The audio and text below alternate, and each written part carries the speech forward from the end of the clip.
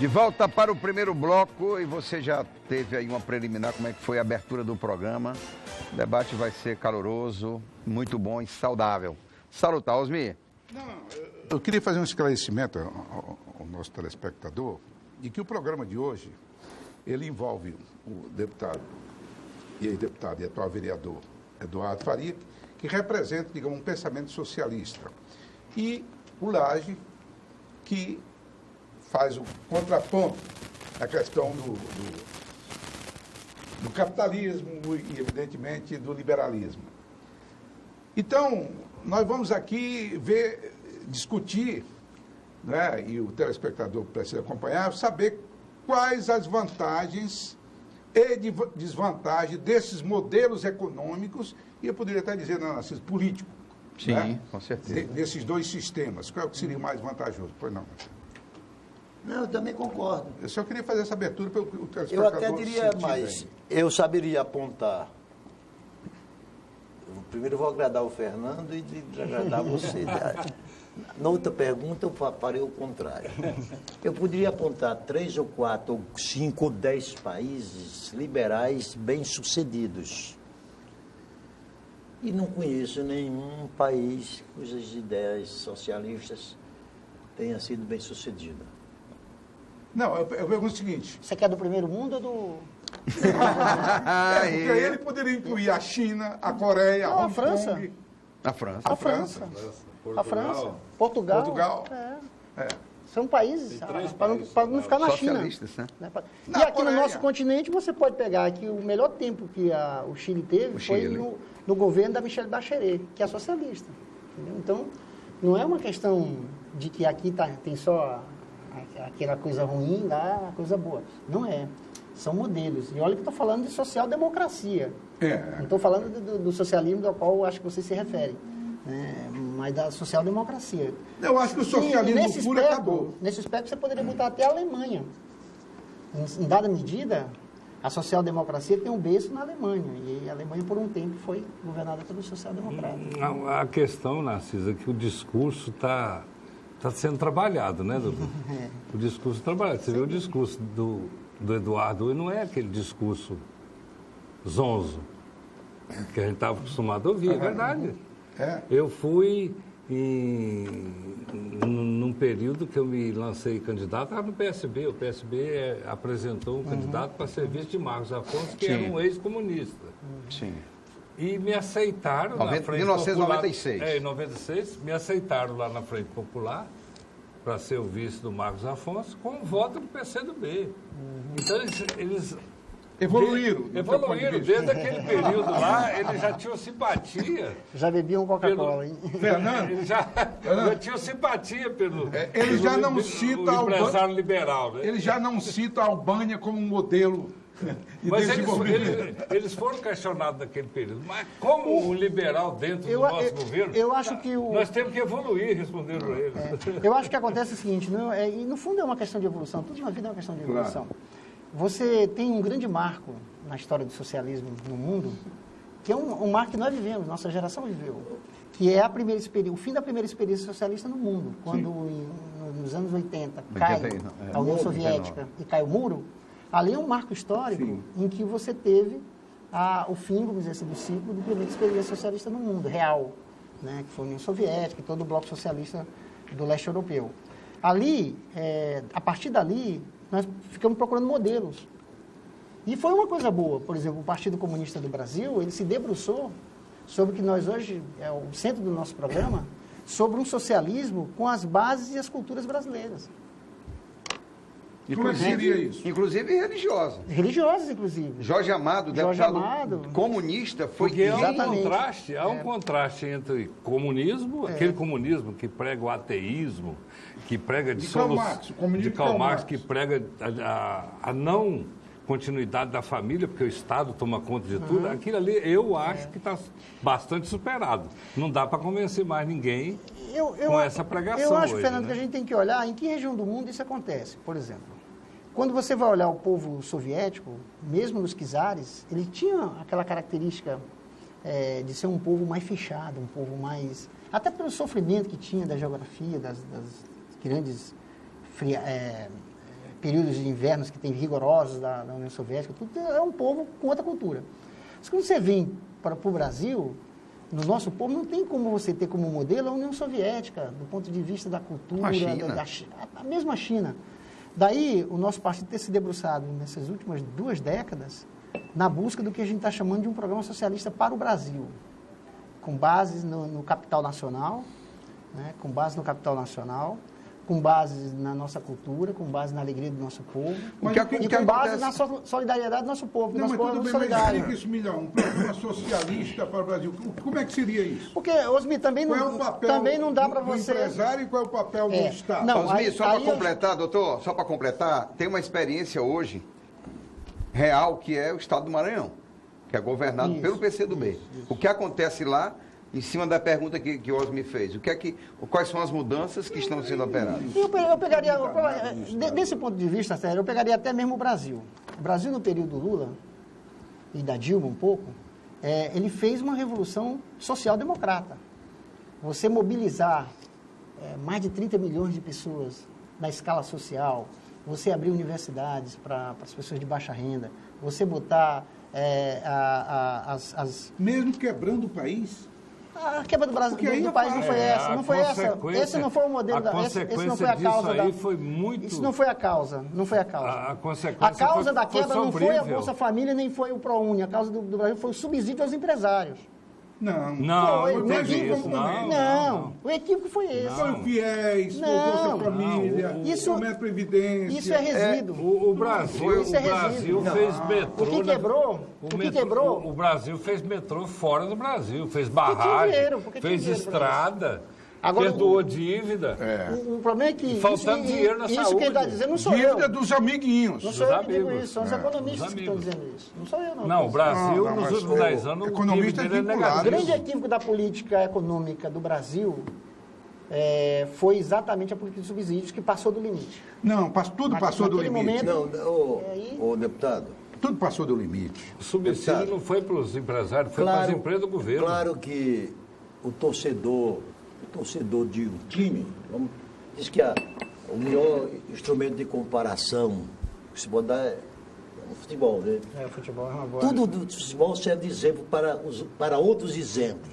O melhor ataque é a defesa. Quando o cara faz uma jogada suja, fez um gol de mão, aquela coisa toda. O que está acontecendo, claro que você vai trazer as vantagens do socialismo e você tem a obrigação e o dever de fazer isto e você de defender o liberalismo.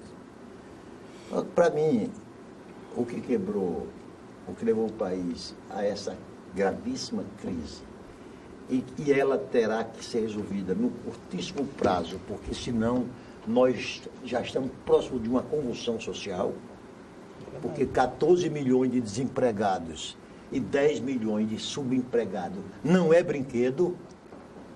E 40 milhões sem carteira assinada. Vamos... Só um minuto, deixa eu concluir.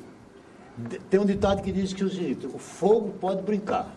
O fogo pode brincar, mas ninguém pode brincar com fogo.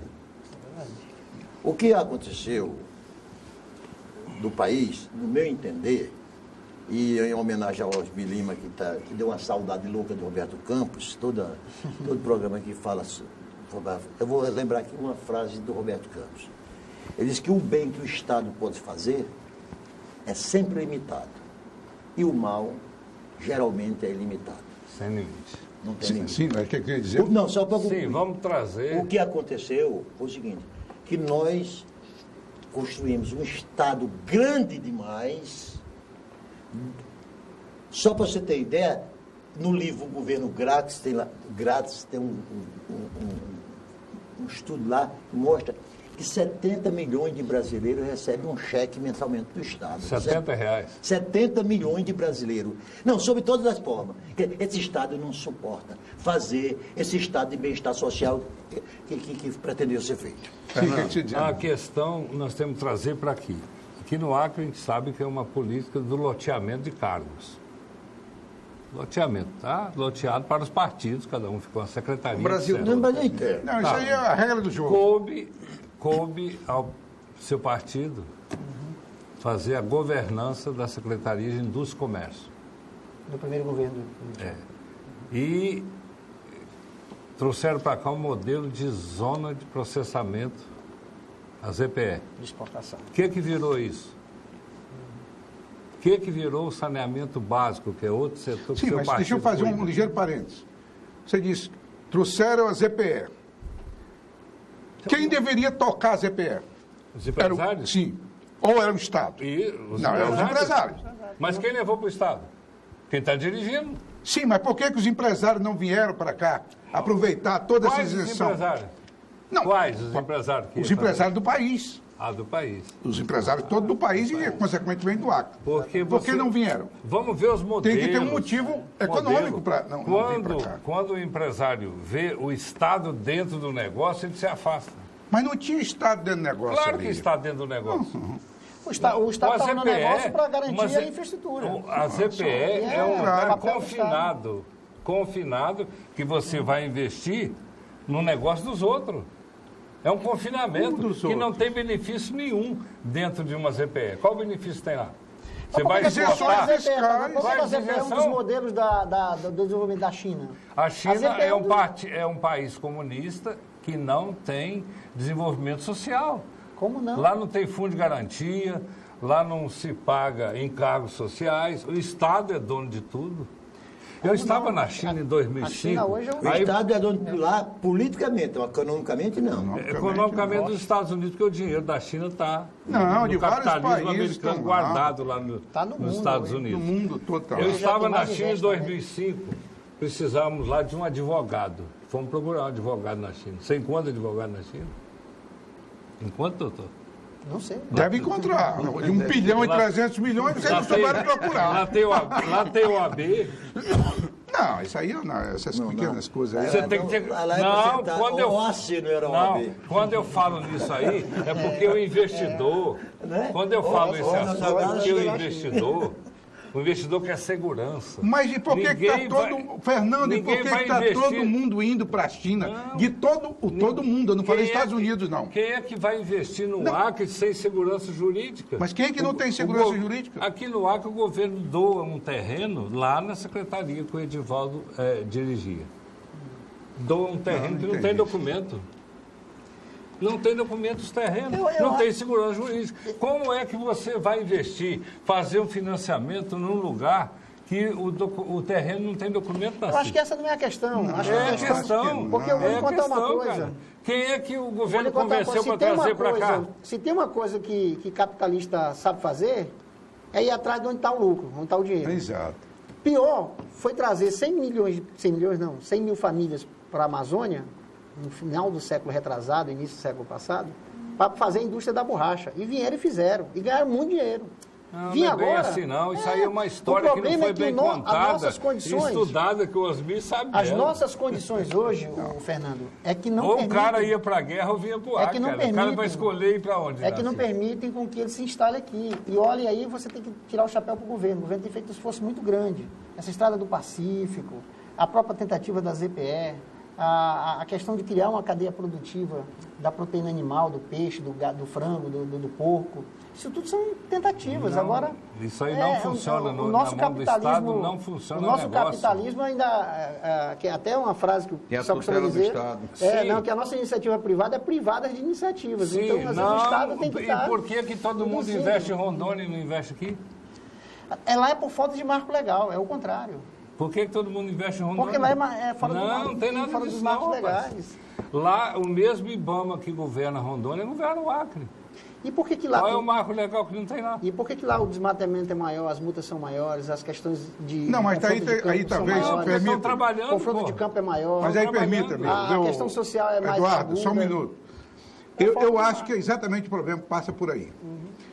Eu acho que a política de florestania, essa denominada, isso realmente, efetivamente, tem trazido algum atraso. Eu vou lhe ouvir em seguida. Tem trazido algum atraso para o nosso Estado. Há um sentimento do empresário de fora de que o Acre é exageradamente preservacionista. Se nós compararmos os indicadores de Rondônia, de economia, com os indicadores do Acre, né?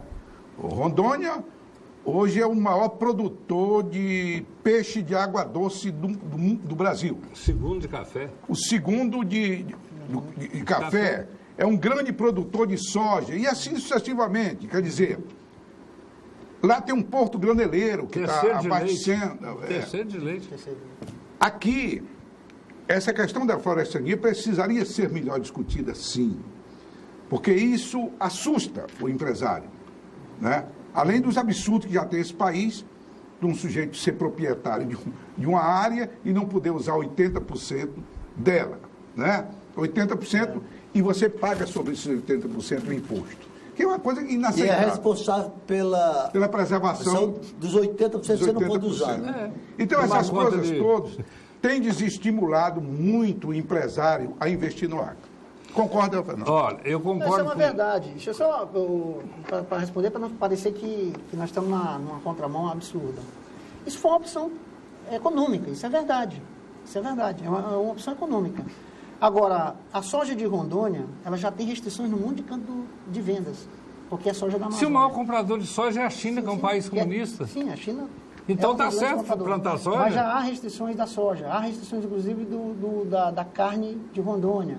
Do ponto de Aonde vista estão em restrição? Por uma questão de desmatamento. Mas quem é que está com restrição? A União Europeia, por exemplo. Que isso? É a União Europeia. Só você vê em qualquer blog, qualquer notícia. Tem restrição nenhuma, não. Restrições, sim, senhor. A carne, não, isso é do a soja da Amazônia, ambientalista, a madeira. Internacional. Não, só estou querendo te botar uma coisa. Existe um mercado no mundo que cada vez cresce mais, que é o mercado do consumidor consciente. Ele quer saber de onde é que está vindo o produto, como é que ele é produzido, se há mão de obra isso é 0,01% do mercado internacional. Eu boto mais 2 zeros, à direita e já encharcava o arco de dólares aqui, se a gente entrar nesse mercado. Mas, é um grande mercado, que é uma opção que nós fizemos. Agora, não é só isso. Só para encerrar aqui a minha participação, eu também comungo da ideia, e digo isso nos lugares que eu posso dizer, se puder influenciar no que eu digo, de que esse é o nosso grande desafio. Do ponto de vista social, acho que a gente avançou, o arcabouço legal a gente avançou, do ponto de vista de uma série de questões, o Acre avançou nos governos da Frente Popular. E nós precisamos dar jeito na economia. Nós precisamos fazer uma economia forte. E nisso, o governo do Tião tem um mérito. Ele é diferente do Tião pode estar mantendo equívoco de um monte de outras coisas, mas do ponto de vista de busca de um caminho econômico para o Acre... Não, mas o que está dando certo no governo? O laje é isso, economia. O Osmi estava dizendo, você faz uma CPE, o cara não vem investir. Nós estamos há 10 anos com o PIB do mesmo tamanho. Você tem uma série Para mim, o que vale são os números. O PIB do Acre está no mesmo tamanho. Eu tive empresa aqui no Acre, o governo montou 3 empresas para acabar com a empresa. Como é que é? Governo brasileiro. Eu tive empresa. Eu tive empresa aqui no Acre, eu vou te contar a história da minha empresa. Daqui a pouco. Nós vamos ao intervalo comercial, voltamos daqui a pouquinho, já para o segundo bloco do programa Tribuna Livre. A gente pensa em coisa do ar.